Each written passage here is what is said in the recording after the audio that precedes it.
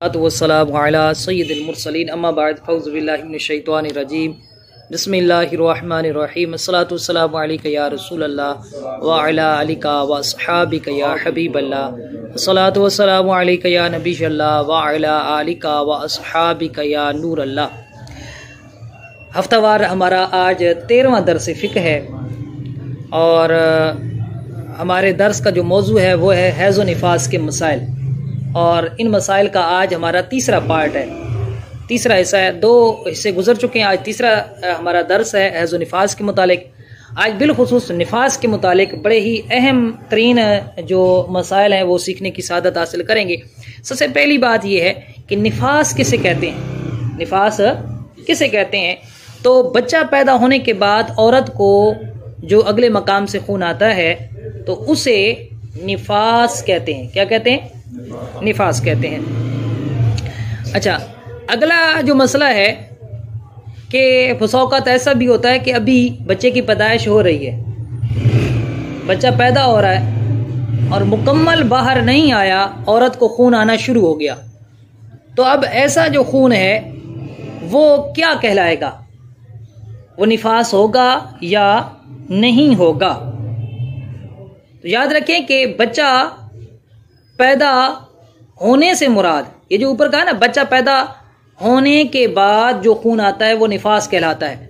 तो बच्चा पैदा होने से मुराद ये है कि आधे से ज्यादा बच्चा बाहर आ जाए, उसके बाद जो खून आएगा वो निफास होगा।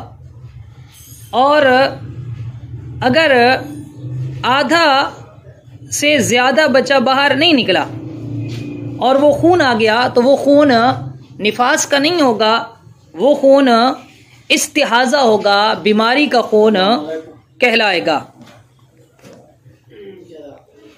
इसी तरह जो हमारा अगला मसला है कि बच्चा पैदा होने से पहले मर जाता है। मुसौकत ऐसा होता है कि बच्चा पेट में ही मर जाता है और वो ऐसे नहीं निकलता, उसको टुकड़े टुकड़े करके उसको पेट से निकालते हैं। अब क्या हुक्म होगा निफास का? तो इसमें भी यही है कि अगर बच्चा, उसके आज़ा बन गए थे और उसको काट कर निकाला जा रहा है, तो जब आधे से ज्यादा निकाल लिया, अब उसके बाद जो खून जारी है उसको हम कहेंगे कि ये निफास का खून है।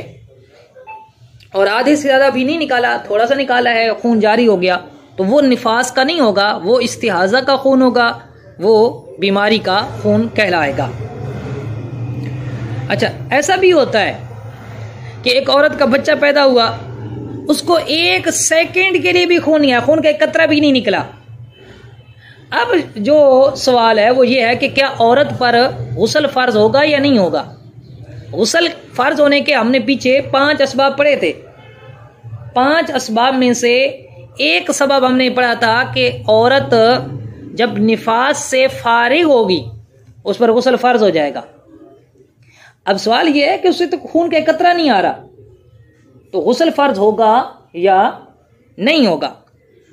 तो याद रखें कि ऐसी सूरत में जब नॉर्मल तरीके से बच्चे की डिलीवरी होती है, बच्चा पैदा होता है, और फर्ज करें कि खून का एक कतरा भी नहीं आता, तो ऐसी सूरत में औरत पर एहतियातन गुस्ल फर्ज होगा। एहतियातन गुस्ल फर्ज, एहतियाती तौर पर फर्ज होगा। क्यों? इसलिए कि आम तौर पर बच्चे की पैदाइश के वक्त कुछ ना कुछ खून जरूर निकलता है, लिहाजा ये औरत गुस्ल करके नमाजें पढ़ना शुरू कर देगी। अच्छा, अगला जो मसला है हमारा, वो मसला ये है कि आजकल आपको पता है कि डिलीवरी बड़ा ऑपरेशन किया जाता है, पेट चीरा जाता है, पेट काट कर बच्चा निकाला जाता है। अच्छा, अब यहां पर निफास के क्या अहकाम होंगे कि जब पेट चीरते हैं, निकालते हैं बच्चा, तो पेट से भी तो खून आता है। अब वो खून निफास होगा या जो शर्मगाह से खून निकलेगा वो निफास होगा। तो याद रखें कि अगर पेट काट कर बच्चा निकाला गया, ऑपरेशन किया, और उस पेट के जख्म से जो खून निकला वो खून निफास का नहीं होगा, वो जख्म वाला खून है। और उसके वही अहकाम हो गए जो जख्म से खून बहने के शरीयत में अहकाम होते हैं, जो हम पीछे पढ़ चुके हैं। अलबत्ता ऑपरेशन हो गया, ऑपरेशन के बाद औरत के अगले मकाम से खून निकलता है, शर्मगाह से जो खून निकलता है, तो वो निफास का खून होगा और उसके लिए निफास वाले अहकाम होंगे। अच्छा, अब अगला जो सवाल है, बड़ा अहम तरीन सवाल है कि हैज़ के खून के हवाले से हमने पिछले दर्स में पढ़ा था कि उसके 6 रंग होते हैं। काला खून भी हो सकता है हैज़ का, सुर्ख भी हो सकता है, सब्ज कलर भी हो सकता है, जर्द भी हो सकता है, गदला, मैला और मटियाला भी हो सकता है। तो निफास के खून के रंग भी क्या इतने ही होते हैं या उसका एक ही रंग होता है? तो फुकहा ने ये बयान किया कि निफास के रंग भी बिल्कुल वही होते हैं जो हैज़ के खून के रंग होते हैं, यानी इसमें भी 6 रंग हो सकते हैं। काला भी हो सकता है, सब्ज भी हो सकता है, सुर्ख भी हो सकता है, जर्द भी हो सकता है, गदला भी हो सकता है और मटियाला भी हो सकता है। और इसमें भी जैसे मैंने पीछे हैज में बताया था पिछले दर्स में कि जब खून के बाद जर्दी आ जाए तो तब भी वो हैज का खून होगा। हाँ, जब सफ़ेदी आ जाए, औरत पैड रखती है, रुई रखती है, कपड़ा रखती है, उस पर बिल्कुल सफ़ेद मादा लगता है, तो अब हम ये कहेंगे कि औरत का हैज ख़त्म हो गया, औरत पाक होगी, वो गुस्ल करके नमाजें शुरू कर देगी। इसी तरह निफास में भी है कि निफास में औरत पैड रखती है, कपड़ा रखती है और बिल्कुल जर्दी भी ख़त्म हो गई, सुर्खी भी ख़त्म हो गई, बिल्कुल अब सफ़ेद मादा लग रहा है कपड़े पर, पैड पर, तो हम कहेंगे निफास ख़त्म हो गया, औरत पाक हो गई है, औरत गुस्ल करेगी। अच्छा, अगला जो हमारा जो मसला है ना, वो इंतहाई अहम तरीन मसला है, बहुत अहम मसला है। मसला क्या है कि बसौक़त ऐसा होता है औरत का हमल साकित हो जाता है या औरत खुद अबॉर्शन करवा लेती है, हमल गिरवा लेती है, हमल साकित हो जाता है। ऐसी सूरत में उसके बाद जो खून आएगा वो क्या होगा? बीमारी का खून होगा, हैज़ का खून होगा या निफास का खून होगा? तो इस हवाले से शरीयत में ये ज़ाब्ता बयान किया गया कि जब औरत का हमल गिर जाए, बच्चा कहते हैं ना वो जी कच्चा बच्चा गिर गया, तो ये जब कहा जाता है ना कि हमल साकित हो गया, अबॉर्शन औरत ने खुद करवा लिया, या बस औक़ात ऐसा होता है जी पहला बच्चा है, छोटा है, दूध पी रहा है, अभी दोबारा हमल ठहर गया, तो जी वो कोई टेबलेट वगैरह देते हैं, खाती है, हमल मतलब बच्चा ज़ाया हो जाता है, या ऑपरेशन करवा लेते हैं। अब इसमें शरीयत ने ज़ाब्ता ये बयान किया है कि हम ये देखेंगे कि जो बच्चा ज़ाया हुआ उसके आज़ा, उसका कोई उज़्व बन चुका था या नहीं बना था, वो खाली खून का एक लोथड़ा था, वो गोश्त की एक बोटी थी, या उसका कोई उज़्व, हाथ पांव, उसका सर, कोई चीज़ उसकी बन चुकी थी। अगर तो उसका कोई उज़्व बन चुका था, जैसे बाल, नाखून, हाथ पांव या उंगलियां, तो उसके लिए पूरे बच्चा पैदा होने वाले अहकाम होंगे। यानी हम ये कहेंगे कि उसके बाद जो खून आ रहा है वो किसका है? निफास का खून है, निफास वाले अहकाम होंगे। और अब अगर हमने देखा, पता चला कि भाई उसके तो कोई उज़्व नहीं बना, कोई भी कामिल उज़्व नहीं बना, तो फिर ऐसी सूरत में जब हमल साकित होगा तो जो खून आ रहा है वो निफास नहीं होगा। क्लियर हो गया जी? निफास नहीं है। अब अगला जो सवाल है वो ये है, निफास नहीं है तो फिर क्या है? हैज़ है या इस्तिहाज़ा है? हैज़ है या इस्तिहाज़ा? इस्तिहाज़ा मतलब बीमारी का खून। फिर क्या है? तो फिर हमने ये देखना है कि अगर उस खून को हम हैज़ वाला करार दे सकते हैं तो हैज़ है, अगर उस खून को हैज़ वाला करार देना मुमकिन नहीं तो फिर क्या है? इस्तिहाज़ा है। अच्छा, अब हमें कैसे पता चलेगा कि इसको हैज़ करार देना है या नहीं? हमें ऐसे पता चलेगा क्योंकि पीछे आप पढ़ चुके हैं कि 2 हैज़ों के दरमियान कम अज कम कितने दिन जरूरी है? 15 दिन पाकी के होना जरूरी है। तो हम ये देखेंगे कि जब उसको पिछली बार हैज़ आया था उस हैज के ख़त्म होने के बाद से लेकर अब जब उसको हमल साकित हो रहा है और खून आ रहा है, इनके दरमियान 15 दिन का फासला गुजर चुका या नहीं गुजरा? अगर 15 दिन या उससे ज्यादा का अरसा गुजर चुका है, 2 महीने बाद, 3 महीने बाद हमल साकित हो जाता है, 1.5 महीने बाद हमल साकित हो जाता है, तो अब चूंकि जाहिर सी बात है कि 15 दिन का फासला गुजर चुका, अब ये जो खून है ये हैज वाला खून होगा, हैज वाले अहकाम होंगे। जैसे उसकी पहले हैज की आदत थी, वही अगर 7 दिन उसको खून आता था तो हम इसके 7 दिन हैज के ही करार देंगे। ठीक हो गया जी, क्लियर हो गया।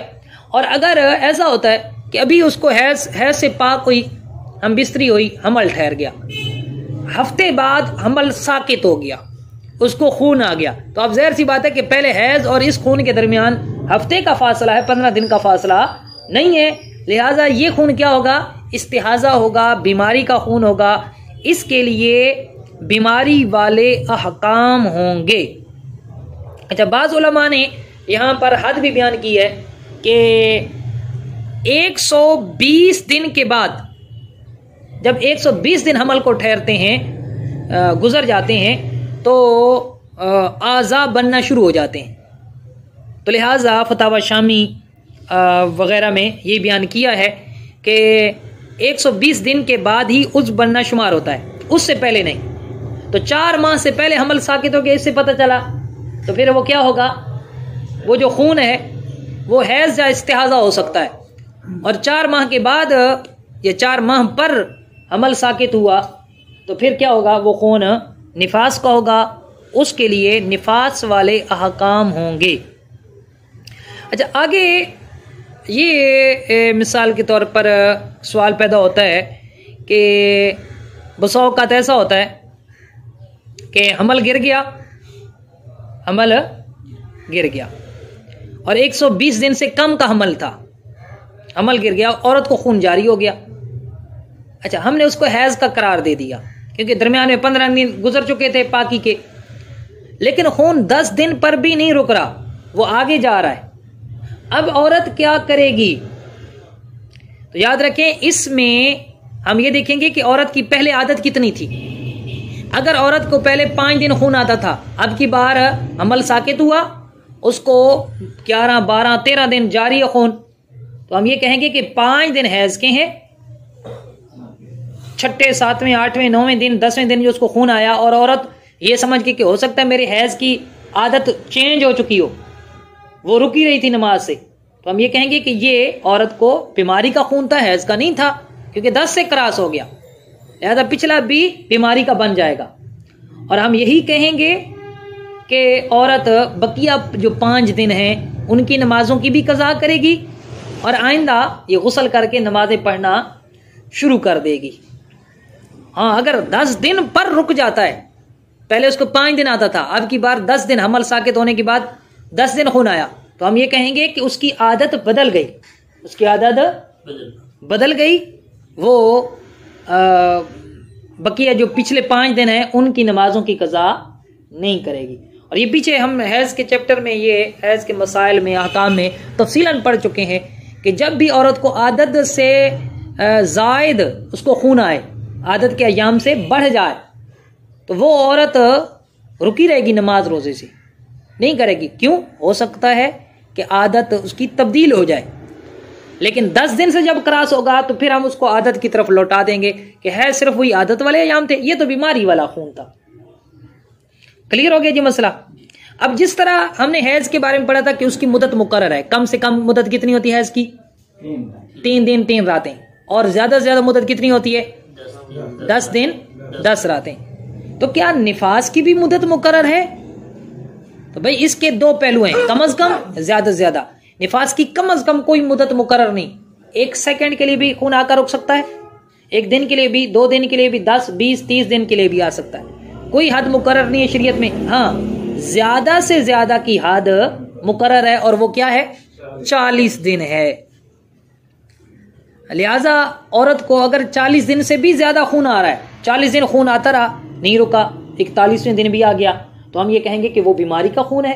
40 दिन जब मुकम्मल हो जाए, वो गुस्ल करके पाक हो जाएगी, वो नमाजें पढ़ती रहेगी, अब उसके लिए वही बीमारी वाले खून के अहकाम होंगे। अच्छा, बसा औक़ात हमारे यहाँ ये भी बहुत आम है, ये पहले भी मसला बयान हो चुका है कि औरतें क्या करती हैं, जिनको मतलब बच्चा होता है तो 40 दिन वो नापाक अपने आप को समझती हैं हतमी तौर पर। हालांकि देखा जाए तो ज्यादातर खून औरतों का 40 दिन से पहले रुक जाता है, किसी का 30 पर, किसी का 35 पर, किसी का 25 पर, किसी का 20 दिन पर, किसी का 15 दिन पर खून उनका रुक जाता है। लेकिन इसके बावजूद उन्होंने ये समझ रखा है कि ये जो चिल्ला है ये इसमें हमने नापाक ही रहना है, नमाज रोजे के करीब नहीं जाना, 40वां पूरा करना है। तो ये बिल्कुल गलत बात है। क्यों? निफास का ताल्लुक खून के साथ है। जब औरत का खून रुक गया, औरत पाक है, वो गुस्ल करे, गुस्ल करके नमाज रोजा शुरू कर दे, उस पर ये फर्ज है। अच्छा, एक और चीज है, एक औरत ऐसी है कि जिसके पहले भी बच्चे हो रहे थे, एक बच्चा हुआ उसको 30 दिन खून आया रुक गया, दूसरा बच्चा आया 30 दिन खून आया रुक गया, अब तीसरा बच्चा जब पैदा हुआ ना 20 दिन खून आया और रुक गया, यानी आदत से पहले रुक गया। तो हैज की तरह यहां पर भी हम ये कहेंगे कि गुस्ल करके नमाज रोजा करे, लेकिन शौहर करीब नहीं जा सकता। क्यों? क्योंकि हो सकता है कि दोबारा फिर खून आ जाए, यानी एहतियात का पहलू अपनाना है। शौहर 30 दिनों के बाद ही करीब जा सकता है, पहले नहीं जा सकता। हाँ, नमाज रोजा वो करेगी कि हो सकता है उसकी आदत बदल जाए, तो उसमें हम औरत को यही हुक्म देंगे कि आप गुस्ल करें, गुस्ल करके नमाज रोजे की आप मतलब इब्तिदा शुरू कर दें, नमाज रोजा शुरू कर दें।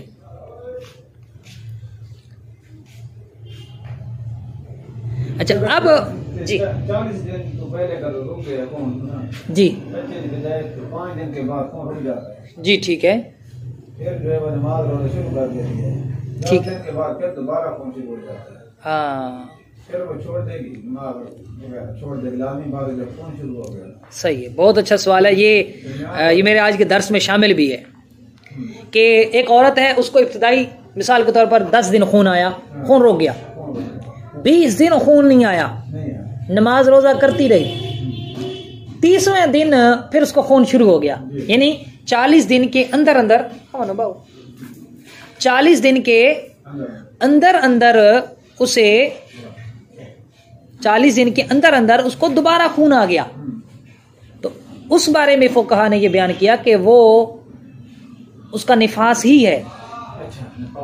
अच्छा, अब सवाल ये है कि अब ये तो निफास हो गया, 31वें दिन आ रहा है, 32वें दिन आ रहा है, 33वें दिन आ रहा है, ये सारा क्या हो गया जी? निफास हो गया। अच्छा, दरमियान अब सवाल यह है कि दरमियान में 20 दिन जो खून नहीं आया वो पाकी के थे या नापाकी के? तो फुकहा ने ये लिखा कि वो 20 दिन भी हुक्मन निफास ही के हैं, नहीं हकीकतन तो निफास नहीं है कि हकीकतन खून नहीं आ रहा, रुक गया, लेकिन हुक्मन वो निफास के हैं, क्योंकि 2 निफासों के दरमियान वो खून आ गया और अयाम निफास में आगे पीछे आ गया, लिहाजा दरमियान वाला जो है वो हुक्मन खून के अयाम है। उसमें जो उसने नमाजें पढ़ी, ठीक है, वो तो गई, नमाजें पढ़ी गई। जो रमज़ान के रोज़े बिलफर्ज उसने रखे दरमियान में 20, वो रोज़े उसके गए, उन रोज़ों की कज़ा करेगी, रमज़ान के रोज़ों की। और अगर बिलफर्ज उन 20 दिनों में उसने कोई कज़ा नमाजें पढ़ी थी तो वो कज़ा नमाजें दोबारा पढ़ेगी, कज़ा नमाजें दोबारा पढ़ेगी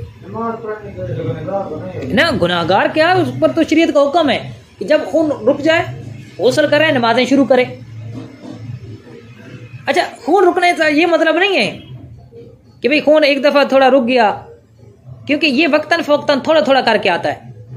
ऐसा नहीं है कि कोई मतलब लगातार खून शुरू हो गया है, थोड़ा थोड़ा थोड़ा थोड़ा करके ये खून आता रहता है, कभी रुक गया फिर जारी हो गया, रुक गया जारी हो गया। रुकने का मतलब ये है कि भाई जब खून रुक गया तो अब गुस्ल करके नमाज शुरू करे। उसका मतलब ये है कि जब अब सफ़ेदी आ गई है, पैड उसने रखा है, कपड़ा रखा है, रुई रखी है, उस पर अब सफ़ेद निशान है, तो अब हम ये कहेंगे कि वो पाक हो गई है। शरीयत का हुक्म ये है कि वो गुस्ल करके नमाजें शुरू कर दे। बिलफर्ज उसी मुद्दत के अंदर अंदर दोबारा खून आ जाता है, तो वो शरीयत का हुक्म था। लिहाजा उस अगरचे वो निफास के दिन थे 20, लेकिन चूंकि शरीयत का हुक्म था कि गुस्ल करके नमाजें शुरू करें, लिहाजा गुनाहगार नहीं होगी। बिल्कुल सेम यही मसला हैज़ का होगा। हैज़ मिसाल के तौर पर उसको 3 दिन खून आया, रुक गया। अब पहले उसको आता था 5 दिन 7 दिन, तो वो क्या करेगी, गुस्ल करके नमाजें शुरू कर देगी। फिर 10 दिन के अंदर अंदर उसको खून आ जाता है दोबारा, 9वें दिन आ गया या 10वें दिन आ गया, तो हम ये कहेंगे कि 10 के 10 दिन इसके सारे हैज के दरमियान में जो उसने नमाजें पढ़ी वो गई, जो कज़ा पड़ी थी उनको दोबारा पड़ेगी। अगर रमज़ान के रोज़े रखें दरमियान में तो वो भी उस पर कज़ा होंगे, उनको भी दोबारा रखेगी और गुनहगार नहीं होगी क्योंकि वो शरीयत पर अमल कर रही है। अब निफास के हवाले से आज हमारा आखिरी सवाल हमारे दर्स का वो ये है कि किसी के यहाँ जुड़वा बच्चा पैदा हो जाए, 2 बच्चे पैदा हो जाएं, तो निफास का हुक्म कब से होगा? पहले बच्चे से होगा या दूसरे बच्चे से होगा? तो याद रखें कि पहले बच्चे से ही निफास के अहकाम शुरू हो जाएंगे।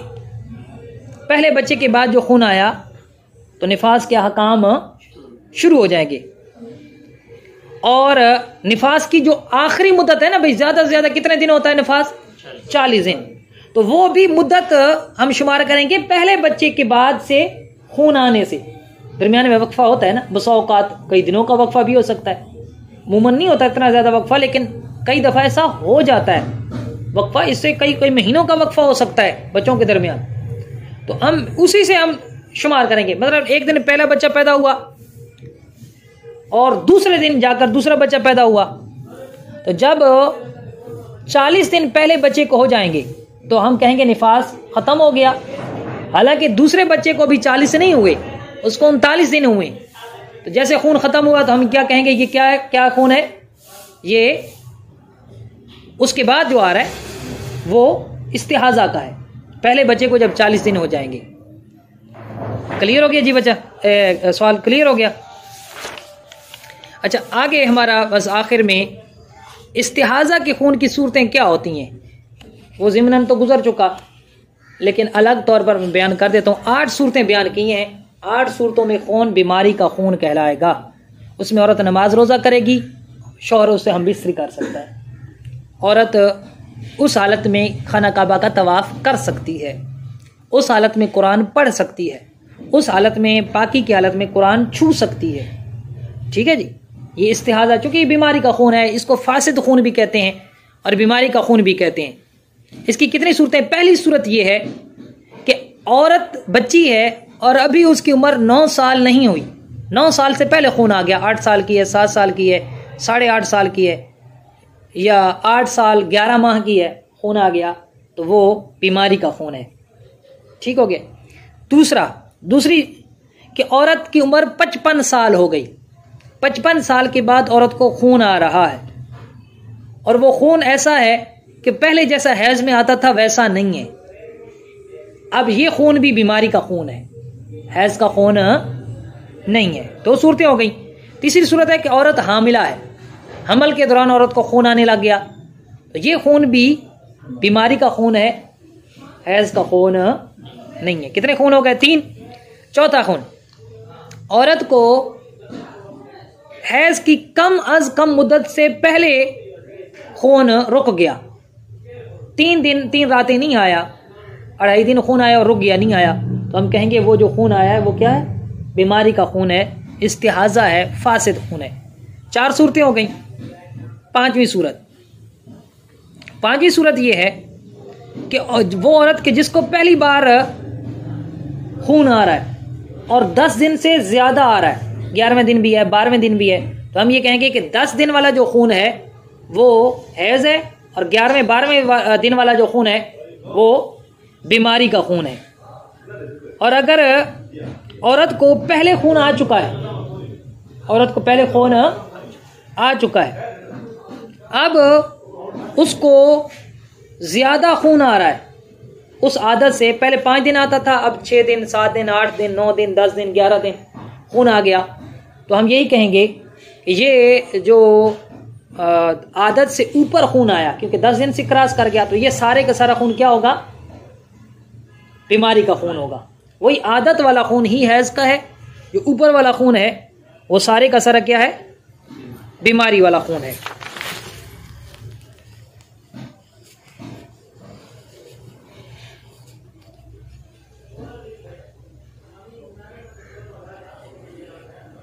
इसी तरह एक औरत है जिसको निफास पहली बार बच्चा पैदा हो रहा है और उसको निफास का खून 40 दिन से ऊपर आ रहा, तो हम कहते हैं कि 40 दिन निफास है, 40 दिन से जो ऊपर खून है वो क्या है? इस्तिहारा बीमारी का। और अगर औरत पहले बच्चे जन रही थी, उसको 20 दिन खून आता था, 30 दिन आता था, अब की बार जनाब ऊपर हो गया, 45 दिन आ गया, तो हम ये कहेंगे कि 30 दिन उसका खून निफास का है, ऊपर जो 15 दिन हुए ये सारे का सारा क्या है? बीमारी का खून है, इस्तिहाजा का खून है। आगे इंशाल्लाह जो अगला हमारा दर्स होगा इसका पार्ट 4 वो बड़ा अहम तरीन है, हैज़, निफास और इस्तिहाजा के अहकामात के मुतालिक कि कौन कौन से काम इसमें हराम होते हैं, कौन कौन से काम इसके लिए हलाल होते हैं। बहुत ही अहम तरीन है अहकामात के हवाले से। वो इंशाल्लाह का अगले इतवार को हमारा इसका आखिरी दर्स होगा, तो उसमें ज़रूर शिरकत कीजिएगा। अल्लाह पाक हम सबको इल्म नाफ़िअ अता फरमाए।